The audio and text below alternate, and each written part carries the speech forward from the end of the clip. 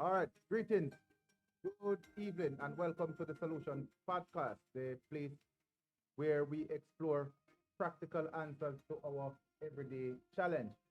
Now, Tony Whittingham is a 65-year-old British-born Jamaican who recently spent 6 weeks in Cuba, the Spanish-speaking Caribbean island facing increasing geopolitical pressure from the United States.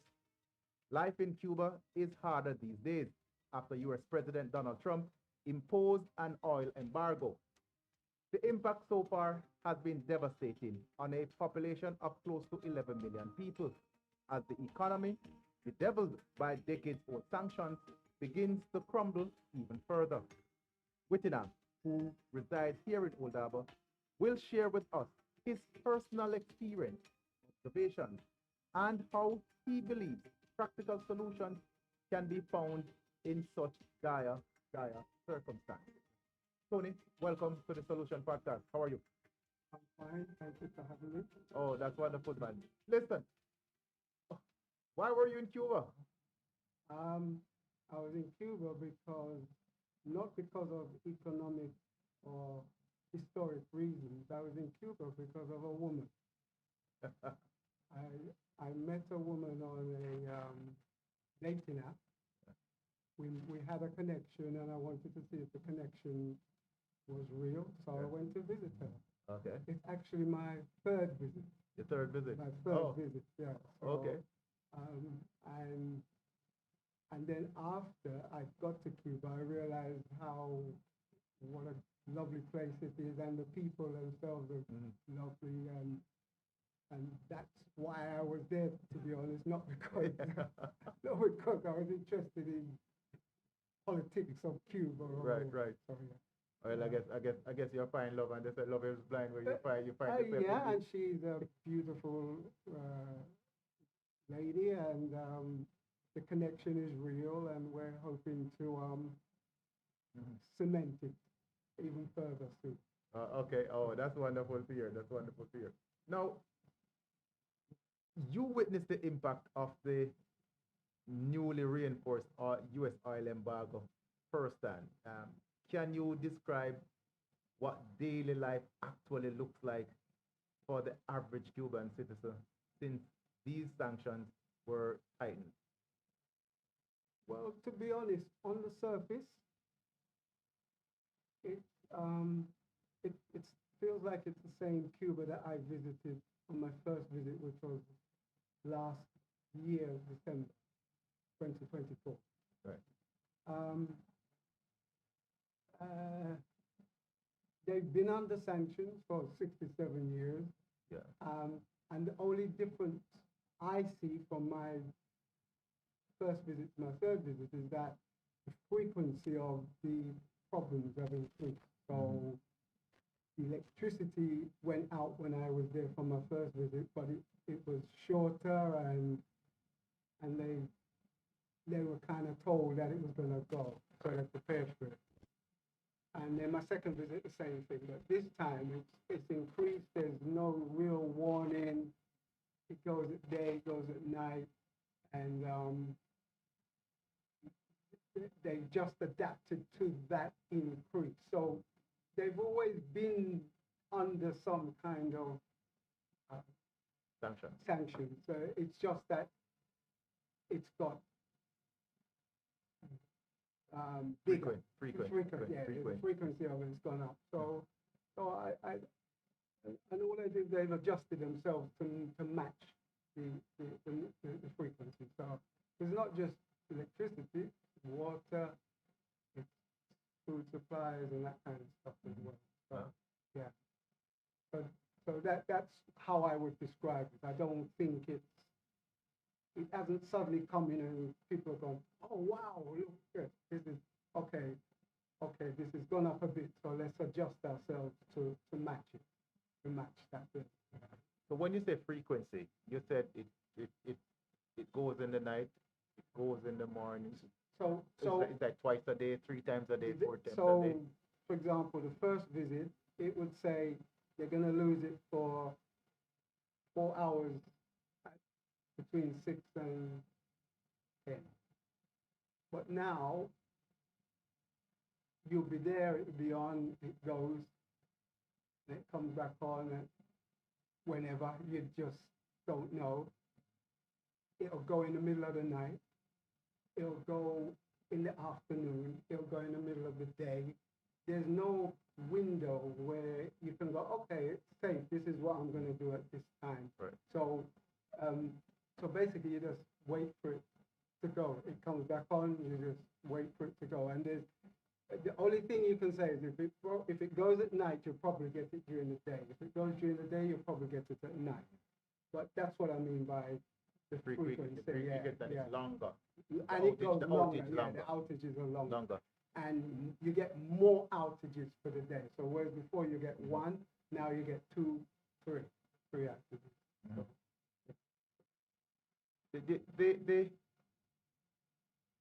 In the introduction, I mentioned that the economy is beginning to crumble.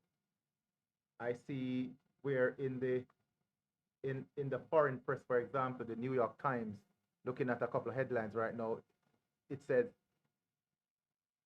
a new U.S. blockade is strangling Cuba.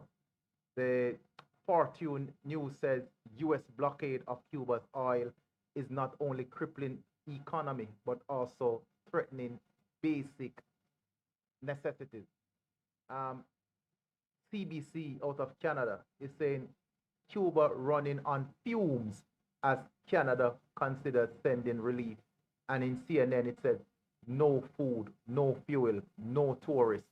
Under US pressure, life in Cuba grinds to a halt. Are those over exaggeration? Very much. For me, and I can only speak from my experience, it's over exaggerated, yes. Why so? Because again, like what I said, it's not like it's crumbling. It's always been crumbling, so to speak. It's always had that backdrop over it, and they've always, again, had to make do or find a way around it. There were, when I was there, I saw plenty of tourists. There are many groups on Facebook that advertise going to Cuba, and many of them were still going there. So I didn't see that as an issue. Again, there is food available, but at a price or limited. Limited ration. Yeah, but it isn't the way it was described that it's grinding to a halt. I was there all this time. I never had no problems. I ate every day, went out whenever we wanted to, was able to get transport taxis to go to the places we wanted to go. So again, it's just a question of this is how it's been for them from what I can understand. And all they do is they just go, okay, I need to, it's not like they can run away or find something else. So all they do is they just go, okay, this is how it's been, so I just need to adjust myself to accommodate the fact that it appears to be getting worse. Yeah, okay. Yeah. So beyond fuel shortage though, what specific goods, services, or aspects of daily life or daily functioning have become most difficult for people to access?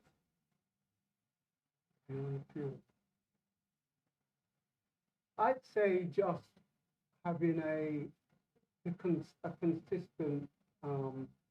So, for example, you'll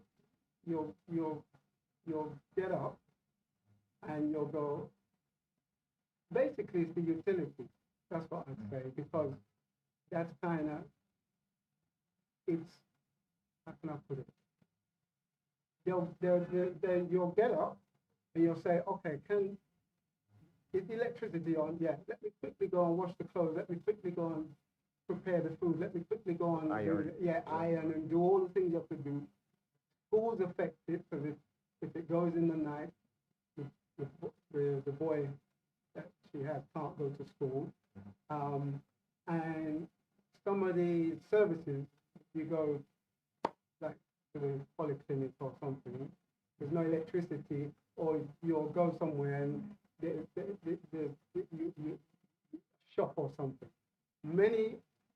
number of shops have generators, so they'll keep functioning.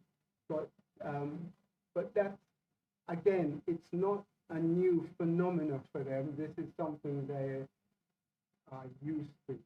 But that's the kind of thing that's affected. So you might end up washing clothes in the middle of the night because the electricity is on, and you might end up washing it in the middle of the day. Yeah, that kind of thing. Or if you're cooking, for example, the area I stayed in, they use electric mostly. So you start your cooking and then it goes. So you have to make up a coal fire or something like that. Or use a generator. But most people can't afford a generator. Oh, it's just the shop owners, like just the shop owners. Businesses. There's a few people that have it, but mostly shop owners. So you come up with you do a coal fire to finish up the cooking or something like that. So that's how I would say daily life is affected. So if you've got anything you kind of, or like we might plan to go somewhere and then when we get there's no light. Oh. Or you go to the bank to take money out and you put your card in the machine, the light done, your card's stuck or you can't get the money. Oh. Things like that. So, for example, you always have queues at banks because of the uncertainty of going there and not being able to get your cash and then praying that they don't turn off the light on you while you're getting it. So those things, I'd say, do affect. Earlier you were telling me about sometimes just some basic stuff that you will need at the pharmacy, for example. So medical supplies, things like that, over-the-counter drugs, those things are not readily available. And you were telling me about what you call a heat patch or something like that. I was telling you that we needed a hot water bottle and right. we couldn't get one. So yeah, again, through the sanctions and whatever, it's difficult to, you'll go to the pharmacy, but there'll be nothing there because they can't get the supply. And same with certain food items and things like that.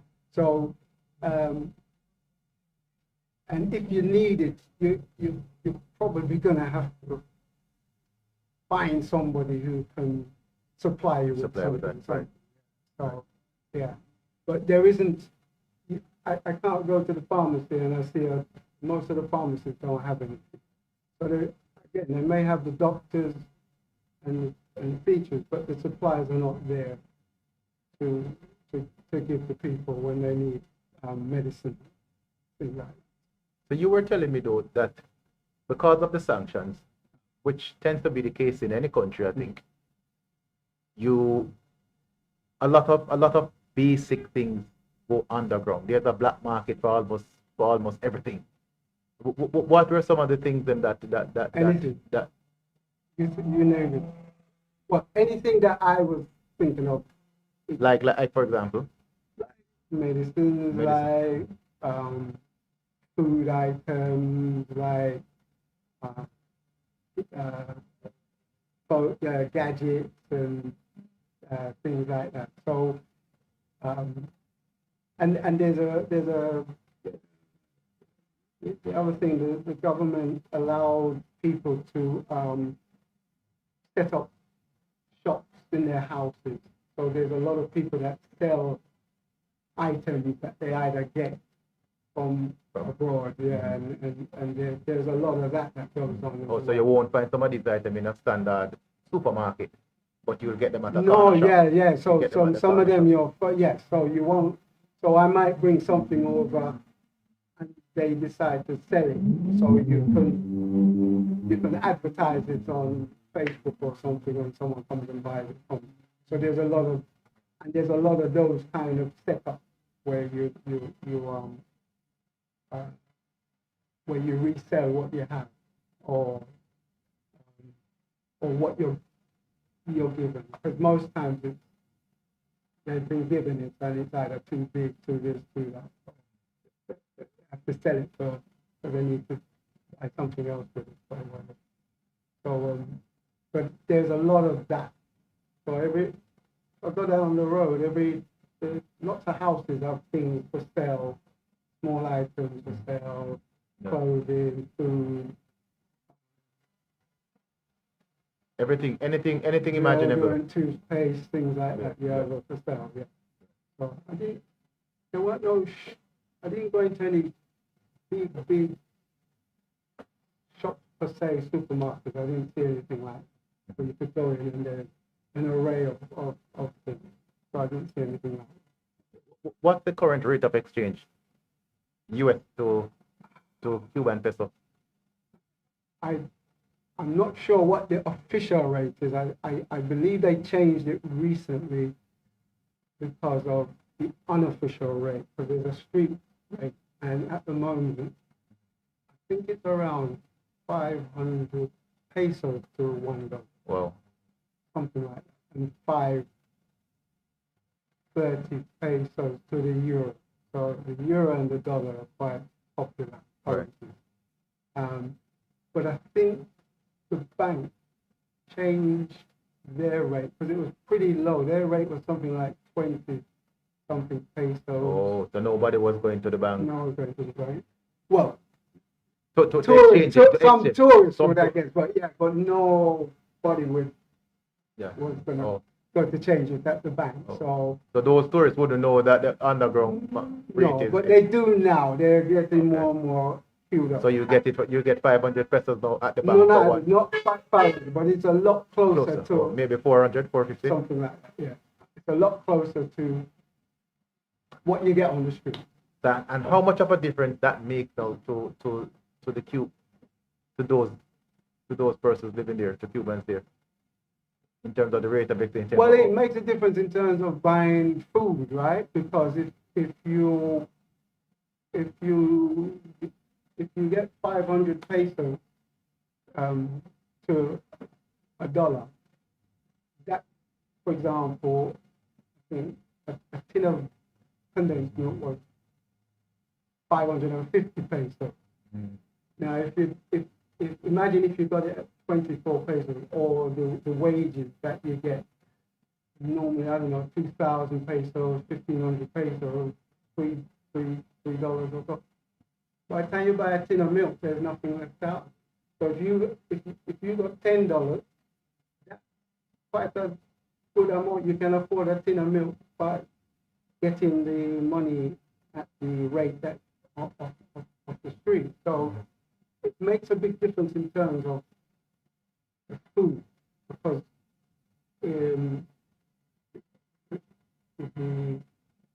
because the wages are so low.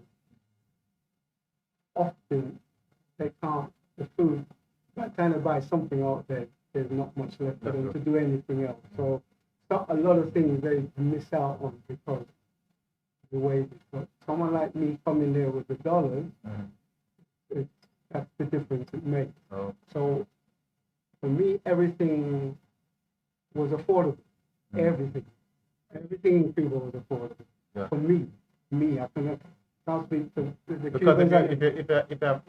if I can just imagine, if you have $1,000 that's a substantial amount of money. Pesos, you know, and then I didn't find things as expensive as Jamaica or England or America. I thought things for me were much cheaper. If I wanted a hot dog or something, it was much cheaper than buying it here in Jamaica. If I wanted a sandwich, it was much cheaper. So for me, like a beer cost 200-ish pesos. That's 50 cents for a can of beer. I don't know how much a can of Red Stripe is. It's not 50. About $300. So that's for a Red Stripe beer. 300 Jamaican. $1 something, or you extra $1. Well, a little bit over. It's basically 160 now. So like maybe $2. $2, right? But that was 50 cents for a can of beer in Cuba. So only for beer, you know, it's a rum was the same thing. I paid $3 for a litre bottle of rum. So I don't know if that answers your question. I want to put this question to you. So you're clearly an outsider, right? Right. What for you was most striking and unexpected observation that you made about the Cuban people, their morale, their spirit, in the face of all these, dire circumstances?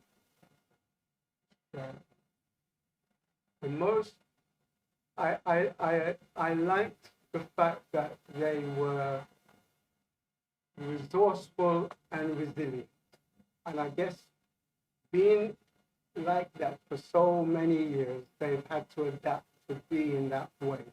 So that was quite striking. So they will, they will fix something with something else. They will make something do with something else. So I like that fact. I like the fact that the area I stayed in, there was a real community spirit in sharing and supporting each other, because it was quite a tight community, just in that community, So that was striking. I like the fact that I didn't feel any apprehension or fear. I felt no fear when I was out. And it didn't feel like an outcast. No, and they never made me feel like that, even with the language difference there. I like that fact. I like that in terms of crime. I didn't witness any, and I didn't feel like tense up, or like if we went to the middle of Havana, I'm feeling like somebody's going to... No, I didn't feel anything like that. And I like the fact that, well, they got on with no, not that they got on. I like the fact that there appeared to be no they live in racial harmony. That's what, black, white, they call themselves mulatto still, black, white, mulatto. They all kind of got on, they all dated each other, they all mixed with each other, they all visit each other. I like that. That for me was quite striking. I went there and I see all different colors of people in each other's homes and mixing up and doing it. Coming from England, that's, Do they, despite all that's happening to them, do they find time to party? Absolutely, and there are places you can go, and even when the electricity goes, people turn on and phone with the boombox, connected to the boombox. Charge the box and just dance and play music until it come back. When it come back, everybody cheer, and carry on doing what they do. Or we go and play dominoes or something. So yes, they find time to party, drink, and have a get on with it. That's what I say. Because the alternative is what they just wither and die. So they get on with it. And as I said, I'm only talking from my eyes. I could be telling you completely rubbish. This is how I saw it. This is how I saw it. They are very affectionate people as well. That was quite exciting. So everybody will hold hands and hug. Very touchy-feely in that sense, as people in that respect, in terms of if I'm with you, you will know because I'm hugging you, I'm holding you, and that was everywhere. Whether public or private, that was everywhere. Symbol of tight bond. Yeah. So that I noticed. We don't do that in Jamaica. Right. We tend to be like, can't hug up somebody, we can't hold them in the street, we can't. You don't see a lot of that. I don't know. Even with married couples. Even with married couples, yes, you're right. Even married couples. But there, everybody. Yeah. Married, whether they're married or not. Not them a hold hand, them a hug, them a fuss, them a walk down the road, no, and the same thing with age. It goes right across the age range, and yeah, that was refreshing. Yeah. I like. So you don't hear the early morning Jamaican pantomime, I call it. Or the neighbor over there say Costa one there now. Oh, and the next one there Costa one. No, there. I didn't. In fact, no, I didn't hear any of that. Right. No, I didn't hear any of that. So yeah, that was, and just their spirit of saying, never say die kind of spirit, you know. It just, I admire the fact that just what they do is like, oh, me call it fun and games in Cuba, because, you know, you did it, light down, light down, okay. Can't get no water, can't. They don't complain. They just get on with it. Yeah, I mean, you know, obviously they're disappointed, but then they just go, okay, it's gone. But there's no, like, them going, you know. So it's almost like you have a plan A, and then once the light goes out or something happens, they just automatically switch to plan B. Yeah, that's automatic. So that's what happens. The light goes, okay, let's make up the coal fire, right. Finish the cooking, unless you have gas, but not everybody has gas. So let's make up the coal fire, finish the cooking, and then by the time you finish the cooking, like come back and yeah, that's it. Or sometimes you start the cooking, but it's running in so late, and by the time you get to just about finished, it's like cut off time, and you have to make up coal fire to just finish off. Yeah. They said Cuba is one of the most highly educated group of people per capita in the world. Did you get a sense of that high level of education and intellect? Yeah, I mean, I got a sense that, I don't know, I think people are I think people are intelligent, but I don't know if I don't know if I got that as an impression in that sense.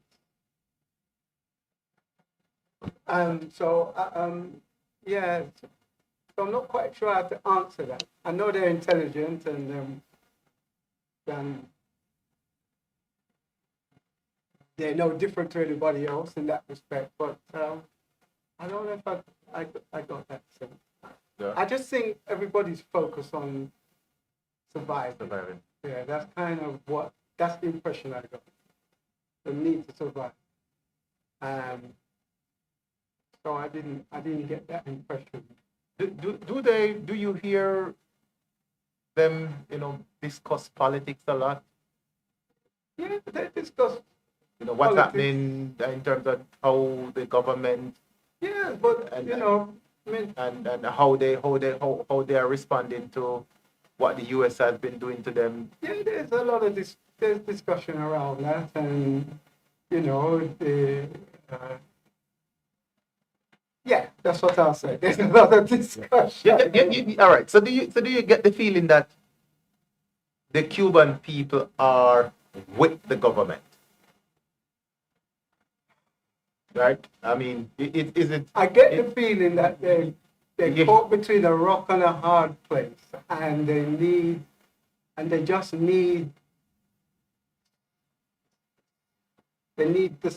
to be able to just get out of it. That's the feeling.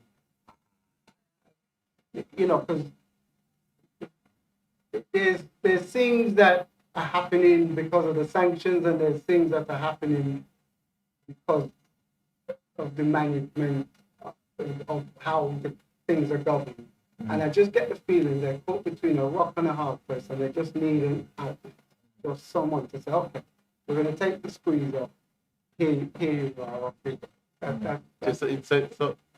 So maybe this is something that the U.S. government would perhaps want, where they need that outlet, and they will just decide to go with whatever the U.S. government is really pushing at them. Because when you sometimes listen on the news, you realize that yes, they do want an outlet, right? But at the same time, you don't get the impression that they are anti-government in the strictest of its sense. I think that, and this is my reading over the years, I believe that they just want to be left alone. They hold the view dearly that they have the right to self-determination, and they also do not want their government to just cave in and give the US whatever they want either. That's my reading. Because if it is that they wanted to overthrow the government, if the people wanted to rise up against them, I think it would have happened long ago. Right? So I get the sense that yes, they will naturally criticize the government, because in these sort of situation, it's very difficult to create a right and wrong situation, to say, the government is the problem or whatnot. You can't really blame the government 100%, because they have to make decisions, and there are some decisions that they're going to make that will not be in favor of a lot of people. But I also don't think they want the government to cave in and give in to the United States and say, okay, let the United States come and run the country, right? I don't get that over the years, right? Did you pick up that sense too? I think they would like the ability to their own destiny. Yeah.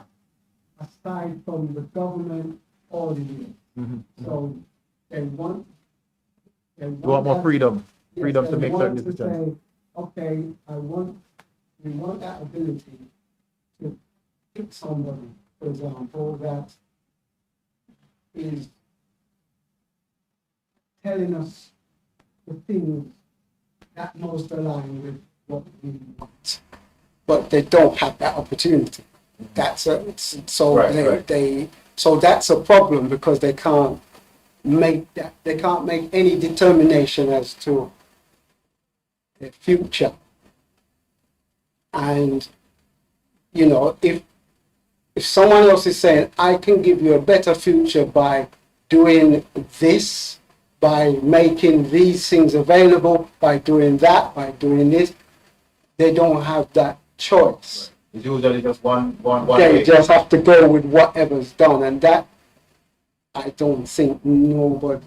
Right. I don't think human beings do. No, I don't think right. So, like that. And then on the same time, you have these so-called people who are saying we're going to put sanctions, but they're not really helping the people. They don't help anybody. Yeah. Those that are in positions never feel it. Yeah. They never feel the squeeze. Because when they say that we are putting pressure on the government, hoping that they will cave in. It's really the ordinary people. It's the people, right? Who really it's the people. The government will feel absolutely. It's the people. The government and all those people in those areas are not going to feel the pain. It's the people that are being caught between the two of them, playing footsie or playing ping pong with the people's lives, right.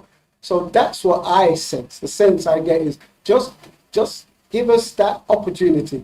Somebody, let's hear what these people have to say, and let's choose the people then that is aligned with us, in the most closely aligned with us, and give us that chance to choose. And they don't have, they can't change anything. Yeah. If as you said, if they see a process that's not right or that's not going wrong, there's no right to reply. Right. You can't go and say, listen, this is not right, you got to do that. That's not available to them. So that's the sense I. Just leave us, let us get on. Yeah. What are some of the parallels you can draw between the struggles in Cuba and the experiences of people back home here in Old Harbour or anywhere else in Jamaica? Well, parallels. The only thing I could think of was that when you're poor no matter what country you're in. Jamaica, Cuba, is poverty, and poor is just is the thing. So when you're poor, you're poor. And I know in Jamaica, you know, people have it hard, but I'd say there are still people who have it hard because they don't really have a choice out of to change their future or direction. Whereas here we have some semblance of being able to do that. You know, we have that. We've been given that democratic choice. Right, to do something. Whether we take it up or not, that's another thing. But that's what I would say, that, you know, we're here and you want to live in a country where you don't have a choice. And so, you know, because there's a lot of people here that don't take part, they don't vote, they're not this and that. Right, and they're still surviving. Right. And they still can access any service that exists. But when you're in a place where you're not have no, you day in, day out, like 67 years. Right. No option, one way. One way. No. Don't matter how you just no. I'd say just take that into consideration. You know, that we have it hard, but we still have things a little better. So how did that make you appreciate what we have here in Jamaica? Well, I came back and I said, yes, I know things. So but me now gonna complain so much more. I'm not gonna at least you know, like the situation with the courts. Right. At least I could go to them and say, listen, this is what yes. And they eventually do it. So that's what it made me come back and realize that. Yeah, but you know, it could be worse. Yeah. That's my mindset. It could be worse after spending time in Cuba, and like I say to them, I don't know how to do it because I couldn't imagine. I guess I would adapt as well. So it's not just being poor there. It's being poor and unable to really do anything about it, you know. Because here you can try something, start something, do something. Vote, somebody else, absolutely. But there you don't. You're just stuck with whatever they decide. They decide for you, and that's the feeling I get. That's what I would take away coming back here, that I'm not going to be as critical in terms of, at least we have a process and a system. It might be... Yeah, it's a bit more constructive. Yeah, it might be a bit woolly, but at least I have a right to reply, I have a pathway to... It might take longer, but at least I'll get there. But there you know, none whatsoever. None whatsoever. So that's the difference. Jamaica and Cuba has a long and rich history from way back. For the 67 years though, right? There has been a good relationship. Despite the embargo too as well. Yes. What's the general or typical reaction when Cubans there learn that you're from Jamaica? Well, I guess it's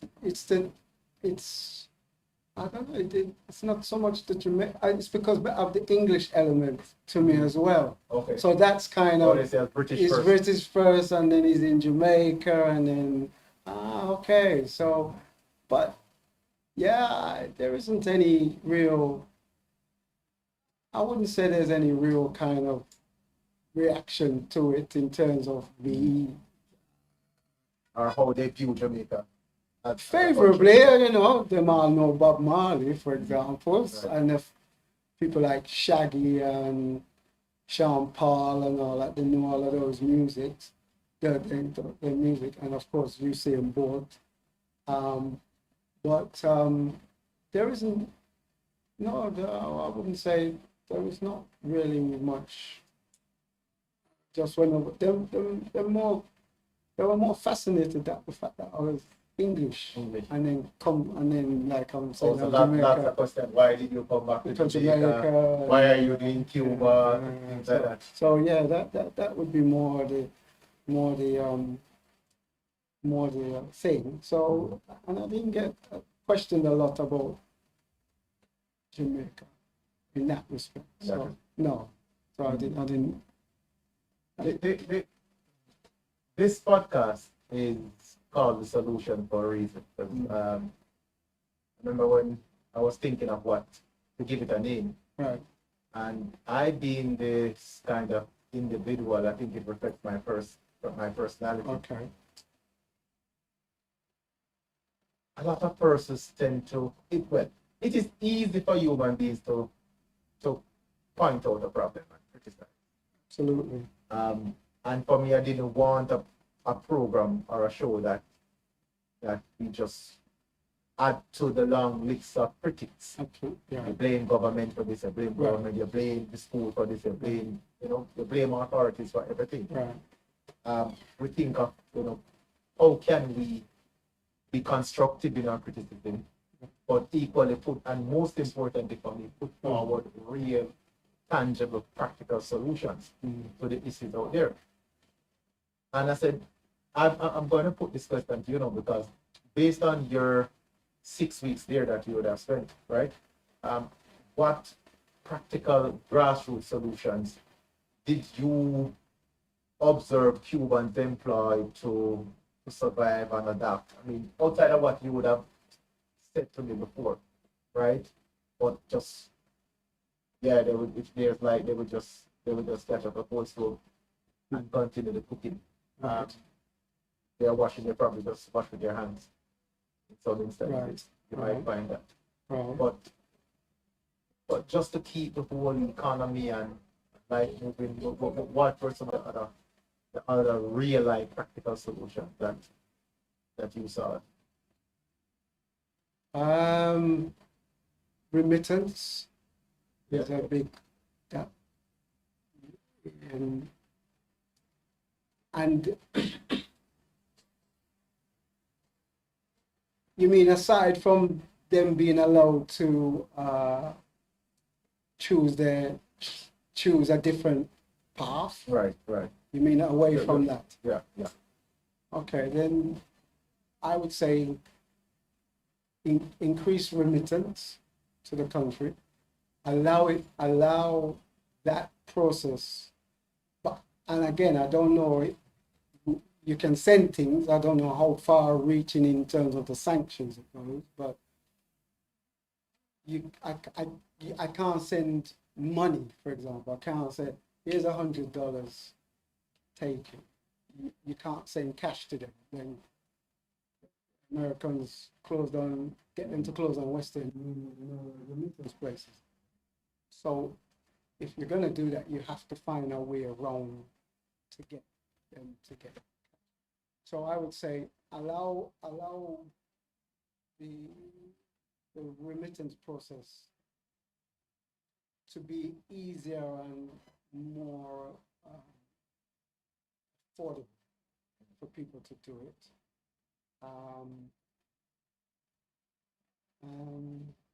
And beyond that, and make the process of people receiving money, make that a lot easier. Make because at the moment you're stuck. You have to find this place and then this place charge you this amount and then this and then you have to. And then in the end, you can't send them cash. You have to put it on this card, and then it gets on the card, and then the government take a cut. And by the time you get it on the card, and then you have to go find these shops, protect the card, and they just want the cash, to go do what they want to do. So again, they're forced into following a process that they don't want, and in the end, they lose out anyway, because by the time you send that $100, it dwindled down. This person take out of it, that person take out of it. You end up, something like that. It just so. I would like to see that as you can do that as a solution. So you're saying, so if you're here in Jamaica and you want to send money in Cuba, I can't send that. You can't send the money. No money. So how the remittance work over there? You send. What happens is you send goods. So you go on a site and you say send pound of rice, send 10 pound of flour, send them a microwave, send them a whatever. Oh, so you can ship. Not stuff. me, I have to go to an agent. So I can't say, oh, I have a phone here, it now work. I mean, it's working, but we now use it. Mm-hmm. We can't go, okay, let me wrap it up and send it to you. I have to go to an agent, then them have a select amount of things I can choose from. I say, okay, and they're normally brand new, because there's a lot of things that are not new that you could send, and then you pay the agent to deliver it to them. So the agent will ship it over field. You pay the agent to deliver it to them, and that's how they get it. And it has to be the goods. You can't have the money. No, right. So if you want them to have money, you have to put it on this card called prepaid card, like a prepaid card. We call it MLC. So it's a prepaid card. You charge the card. So I say, okay, I want to send you $100. I have to send $100 to the card. That will never see cash unless you find a way of converting it. So it's almost like back in the day when you top up your phone. You send the credit to the person's phone. Yeah, so right. I mean, so again, the same thing. You can top up somebody's phone, and you send the credit to the phone, and it tells them that they can get the credit. Right. So that's how you send money. You can't send money. Cash. Go and collect $100 from this. So you're saying the only time US dollar comes into the country is when like a tourist like you were there, and you had some US dollars on you. Yes. You bring you bring, because I would advise anybody going there to bring the cash. Don't rely on your card. It don't always work, and there's certain cards in the tech, and so if you have your cash, not what was I saying? So yeah, I bring the dollars over there, and then yes, it goes into it gets put into the system, because and the tourists, because they have a different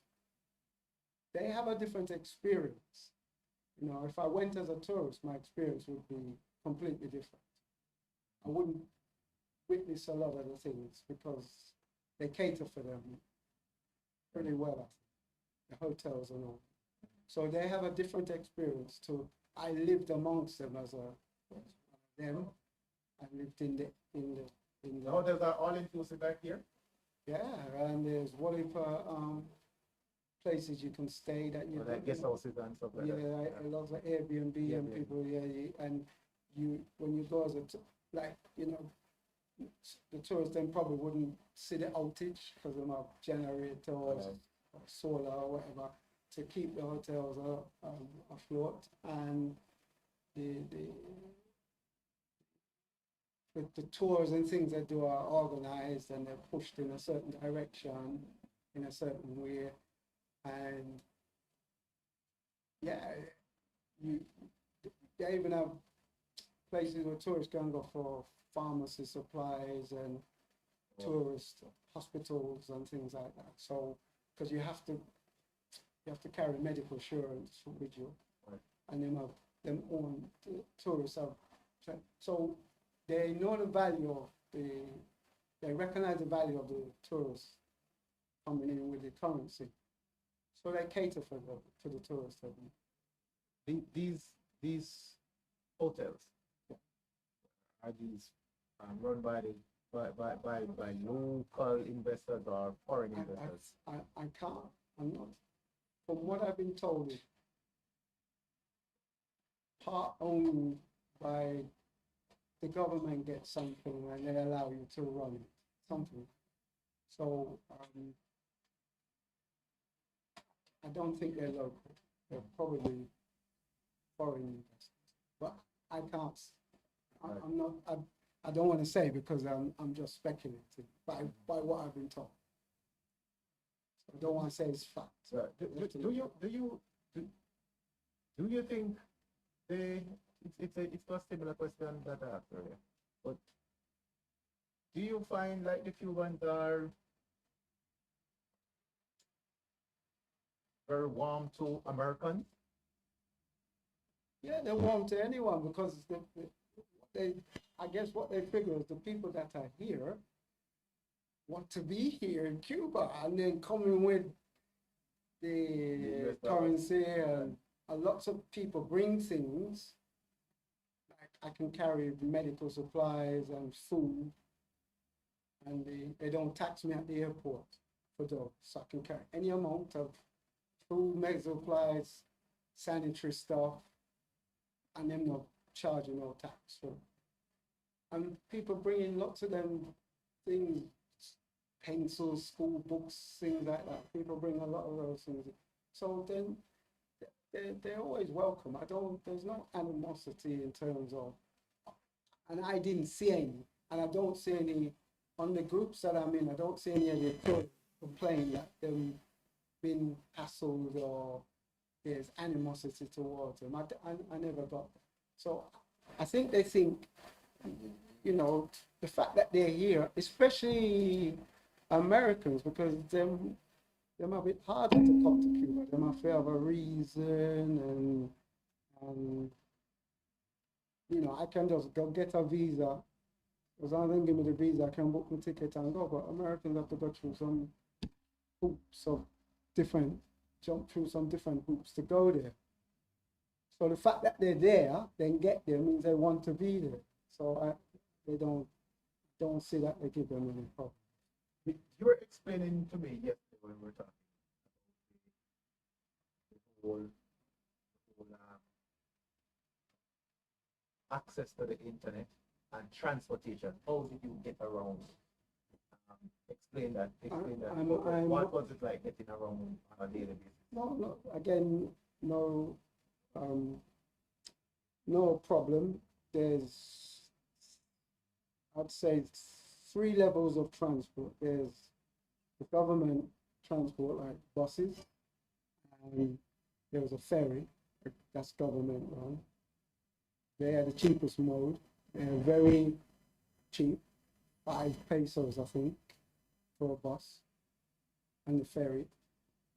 Then the second level is these 3-wheeler scooter type of, I don't know what they call them, but they're like 3-wheel and they have a thing on the back and they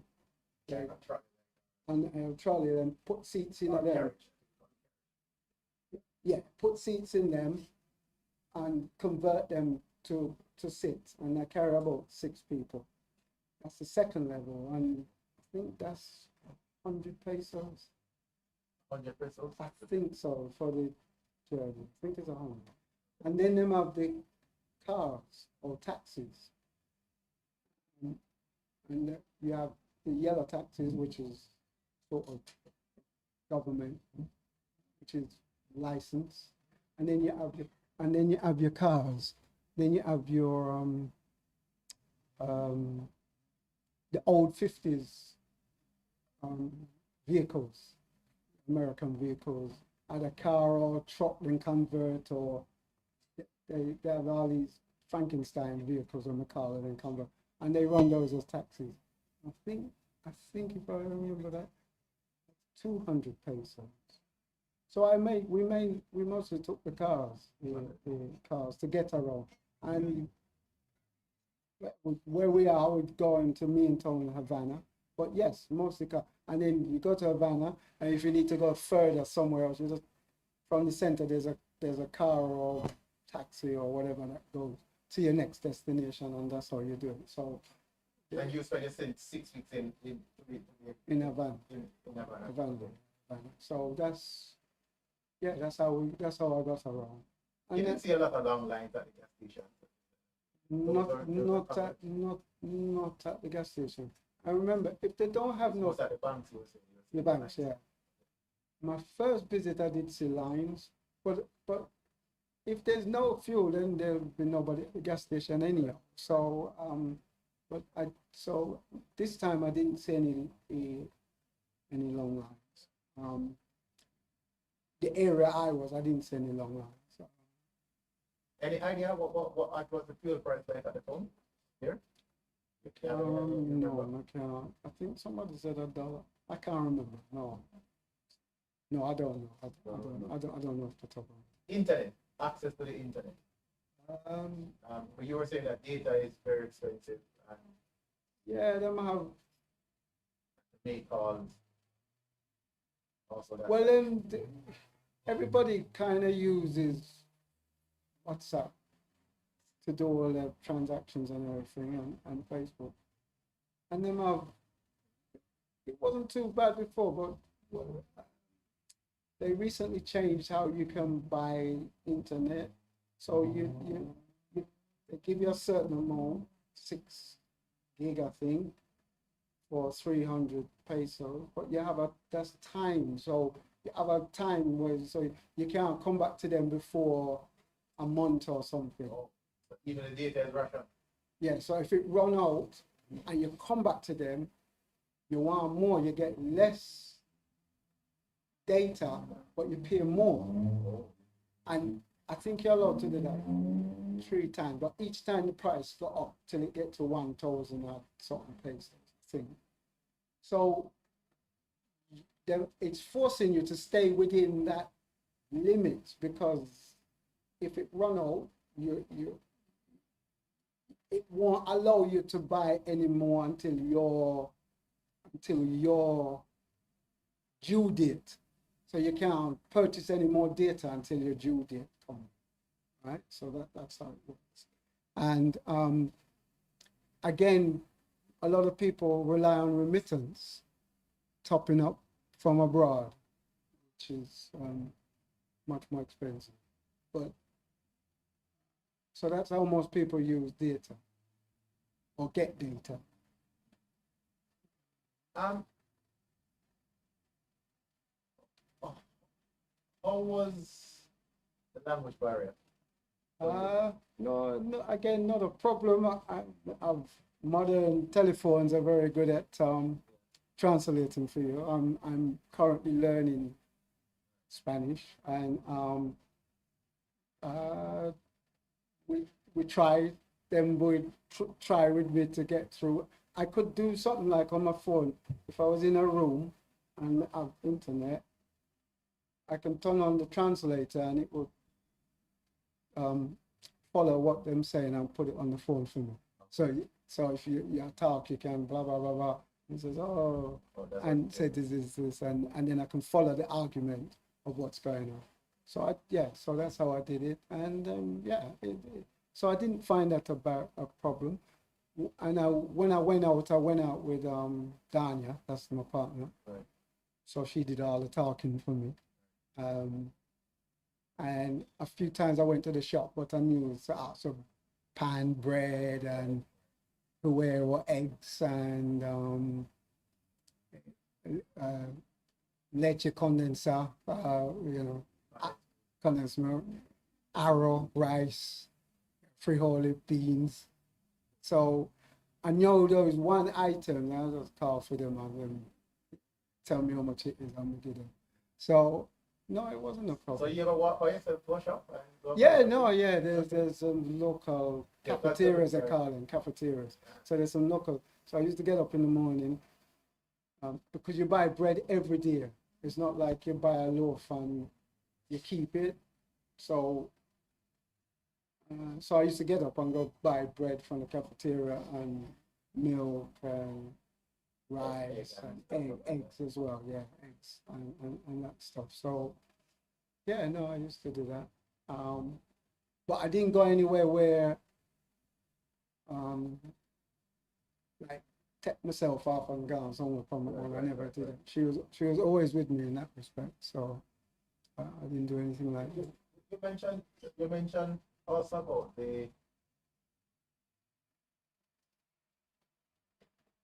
how how the restrictions are so stringent, especially using the internet. So I remember you were telling me before we came on here that you know a lot of tourists have to depend on VPN. That's one, and two, the apps on the phone are heavily restricted. So even with VPN, you sometimes can't access certain apps because it's just not allowed in the country, and that makes it difficult. It makes it difficult because, yes, as you said, it's many of the apps don't work because of Cuba, because they say it's Cuba, and you, yes, if your VPN doesn't allow you to do what you want to do with it, then you're stuck. So it can be tricky because I had to access my bank and a few other places, and lucky for me, the VPN worked. But when I first tried them, then said it wouldn't work. But and then I had to end up buying access for a month on VPN access so I could use certain apps. But yes, you're right, certain apps won't work. So that's another kind of like you just Those living there, so that's go back to the saying that you know they don't have any choice. no. That's what I mean. They That's the things like that. Yeah, yeah. Right. That's There's it. no work around. No, it don't work. It don't work. You can't use it. You can't see it, or you're going to the Play Store and it won't even make you download. Just said no, it's not available to you. So if you never have it before, it won't make you. It won't. And then, like me, did carry one virtual headset thing that. Right. But it only worked on the Pixel 3. I wasn't using it, so I carried it. It need the internet. When we tried, it said, can't work, you're in Cuba, now work. And then I tried to get around it with a VPN, and then when we look up, it says, but Google know, even though you don't put the VPN in it, it tracks something that it know that you're already in Cuba, and it has to talk to. It's got to Or talk. maybe VPN has engineered that in their software, program that in their software where I think it's more the way the way Google set it up okay. to not allow you to get wrong with Even with the VPN. VPN. Yeah. I think it's the way that's what I was reading when I tried to see what wasn't doing it. But yeah, that's another frustration that you have to go through, on a daily basis. While you were there, I mean, this is your third visit. What are some of the myths or misconceptions that people in Jamaica or the United States or the UK, where you were born and raised as well, might have about life in Cuba that you can categorically debunk?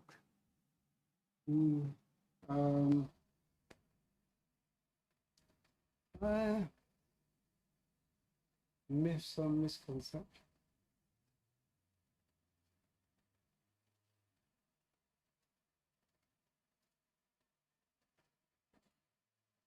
Maybe I don't know. When before I went there, I thought perhaps I wasn't aware of just how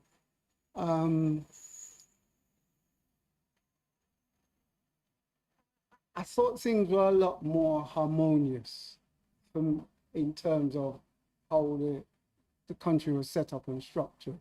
And when I say harmonious, I don't mean the people are, well, just how things were running. And that surprised me a bit, because before I was like, okay, yeah, it's Cuba, then they got it together, so to speak. But when you get there, you realize it's just a daily survival. I didn't realize that I thought it wasn't that. I know that there's a, yeah, but I didn't realize it was a daily survival for most of them.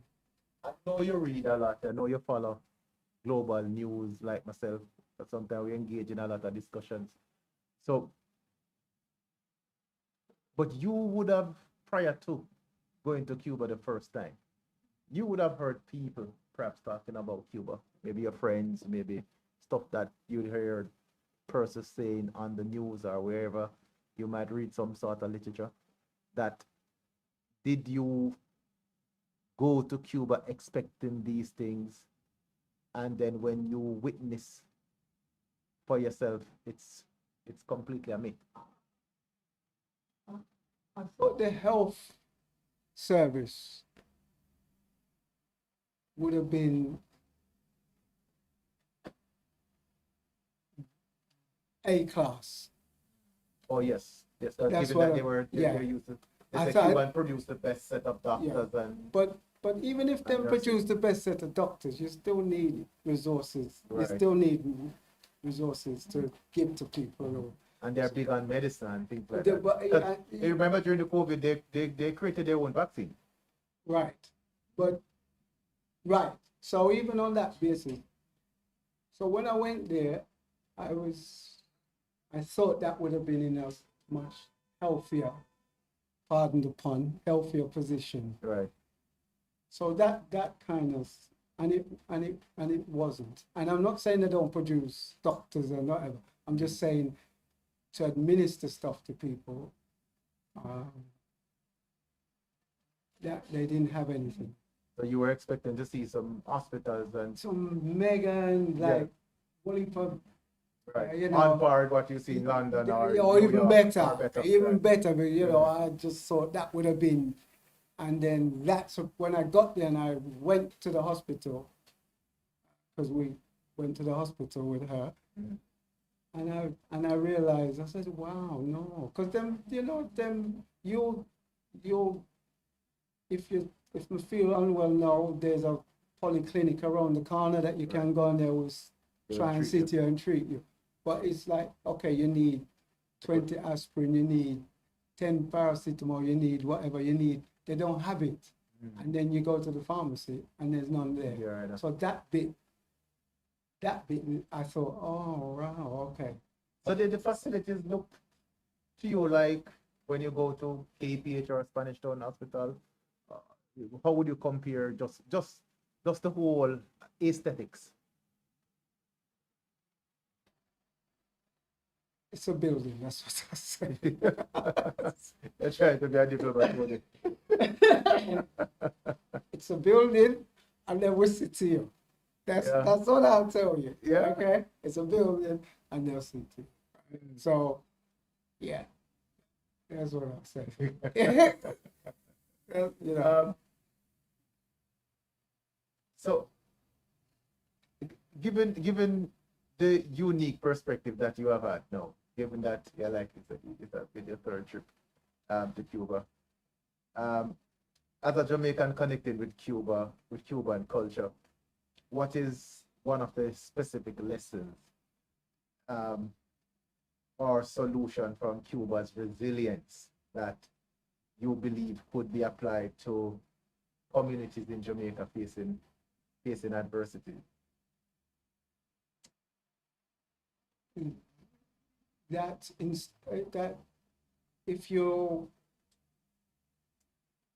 I don't feel sorry for yourself all the time and feel like you're hard done. Allow your brain to kind of just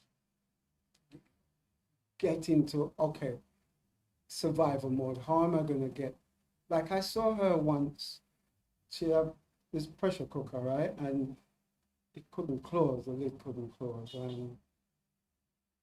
The seal wasn't good. No.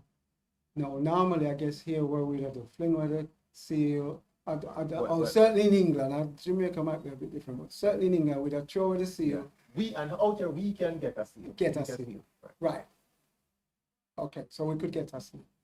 They can't get a seal. So what she did, she didn't just go, oh, we can't get a seal, I can't pressure cook and something now work, I can't do it. She sat down.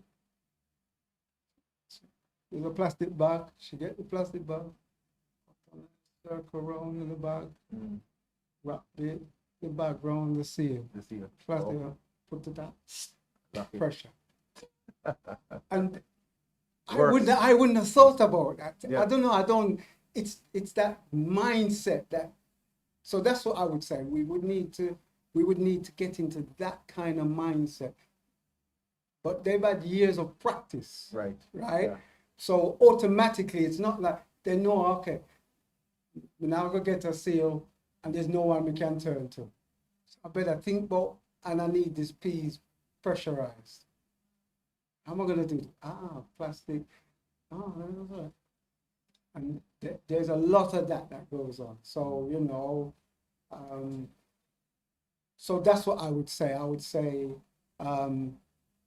if we could get into that solution mindset, as you said, so how are we going to fix this? This is all right. Just sit down, allow that thought. What is this? Oh, my phone. What do I need? I need this. Look, that might work. Let me try that. Blah, blah, blah. Oh, look, it fit. And get round it that way, rather than go, it's not going to work. Let's see it. Because even with my fridge, when it didn't work, I was looking to see if we could have do the seal, but I'm gonna say, okay, because I don't want to fix it and then do nothing about it. So that's what I was looking to see if I could stop it from leaking, because it was leaking. And that's because I went to Cuba and we get this idea now that at least give it a first shot. Let me see if I can do it. So that's what I would say that we could do here. But I guess it's the innate human nature though, because usually human beings become resilient when in times of adversity. Right. So, because I'm sure many Jamaicans down by the west since the hurricane have been adapting to their new way, to their new circumstances. And that's why I said probably maybe Jamaicans, because they kind of align, the only different in that sense. But so maybe it's more speak to England, because I know we fling away a lot of things there. We don't really fix anything, nothing. I remember being in Jamaica growing up, we fix iron, we fix anything, you carry somebody, we fix it. England, we just fling away and buy another one, So maybe that's kind of the circumstances. Yeah, that's adversities. Yes, that's what I'd say. That's how I would. But they really humble me. As people, they've humbled me to say, yeah, I'm in a good. Thinking about it, I'm in a good space, good place. Yeah, I'm in a good place, and that fact that we can. Okay, no government is 100% ideal-ish, so to speak, but I'm in a place where at least we can say, "Chuck, come on now, I've had enough for you. Right. Time you leave, give me something different." Yeah. If we're coming to the end now of our conversation, but I have to ask you this question. Okay. And I know you follow geopolitics a lot. Okay. But I'm asking you because you went to Cuba. Okay. And you have seen this firsthand. In your honest opinion, Tony, I want you to tell me, will the US strategy work will it eventually cause the Cuban government to capitulate and a new regime or government is installed that is pro-United States and will follow the dictats or dictates of the mighty United States? Do you see that happening anytime soon?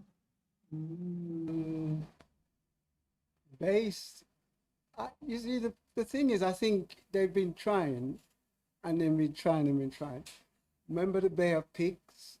Remember them tried to take over on that failed disaster, and then they tried something in the 90s, something else than they tried to do in the 90s, and it failed miserably. So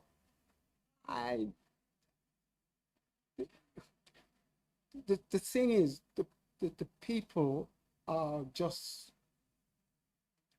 they're getting on with it, and as long as you get on with it, I think what happens is, because for it to work, you gotta, that mindset's got to be, I can't take no more of this, and that's it. We've had enough. I don't know if. So you don't turn that off. Like what we see happening in Iran and in many other countries where you see a lot of them United States instigated riots. I don't see that. In the circles I move, I don't see that kind of. No, I don't see that. So I don't know if it will. I don't know if it will. So they need a pro-US or anti-Cuban government, the people. No, then just Cuban, then just want a break. I think they realize there's good on bad on both sides of the fence, and we if they jump on this side, it bad. If they jump on that side, it bad. So I think that's what it is. Because let's face it, the Americans are not really interested in people.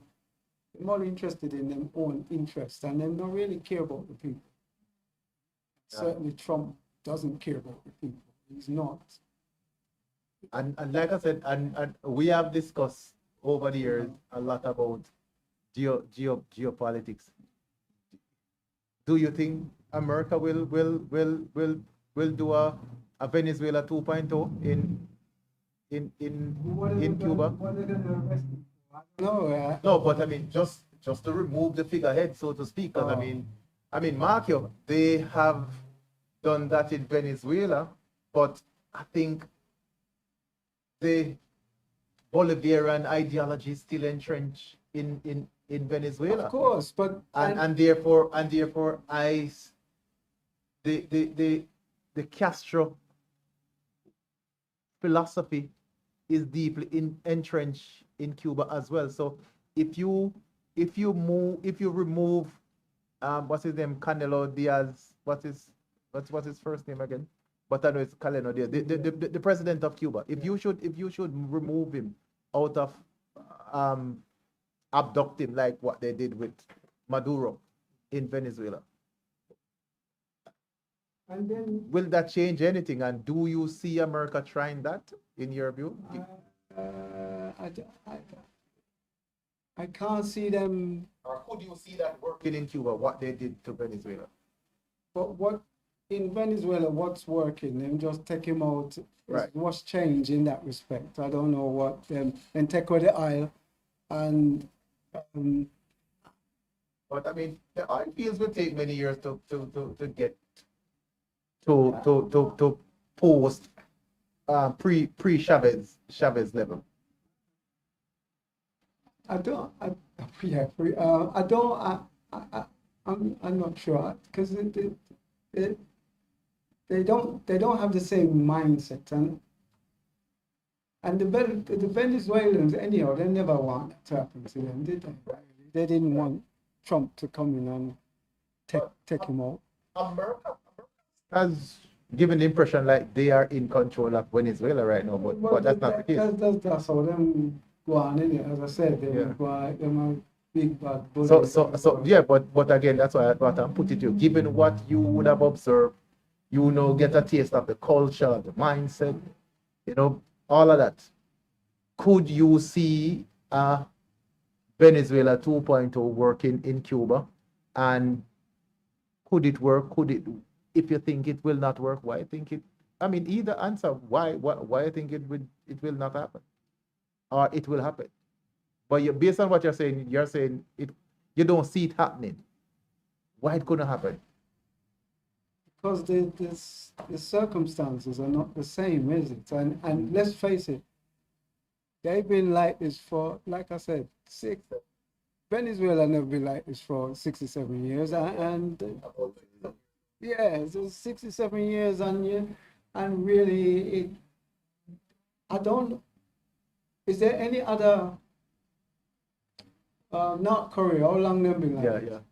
I don't know. The only other country would have been facing some of these sort of sanctions. Similar would be North Korea. And Iran. Yeah, and North Korea even more stringent and tighter with them control. If Cuba was set up like America would not try to mess with North Korea. No, they won't. That's what I mean. North Korea, right, so North Korea is out of the equation. Yeah. But if yeah, you're right.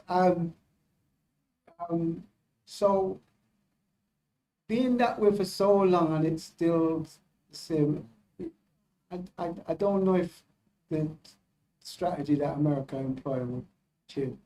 Then go in and take him out, they have to put someone in, and America is not really, they don't really care what they put in as long as the person support them. So whether it's a tyrant or not, that's not their concern. They just want more the person support. Someone who is going to give them access to the resources of the country. That's what happened with Batista, right? They put him in, support him, put him in, but he wasn't good. And that's why in the end, they had the revolution with Castro, because Batista wasn't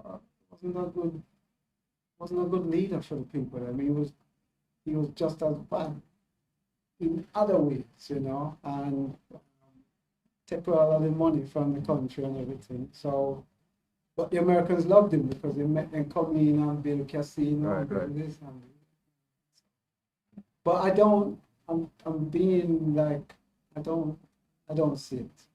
I'm thinking about it now. You don't see it. They don't spend every day lament about what's going on. Them see the reels and so on, but I don't see it. It's serious. It's like a survival. What will we eat today? Okay, can we get pound of rice down the road? Okay, can we get a bag of chicken? That's kind of how I see the day to day. There's none of this long discussion about, let's do this. We're disgruntled, or let's pressure the government. Tony, it's been a lovely chat. Thank you. I really appreciate the talk. Thank you.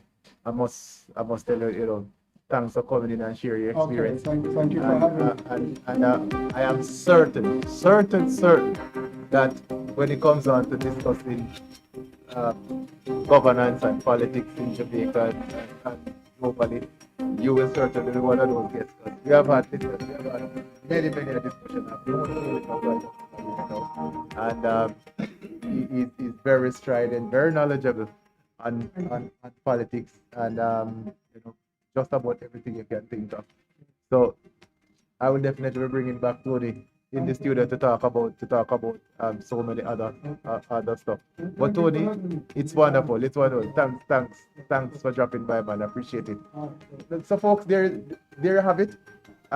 Wonderful discussion. Please share your views on this podcast, and if you have any questions that you can Tony off here and come back and answer you, that we will certainly. Please remember to like, share, and subscribe, and leave a comment as well. We look forward to being in your company again next Sunday. Until next time, bye-bye.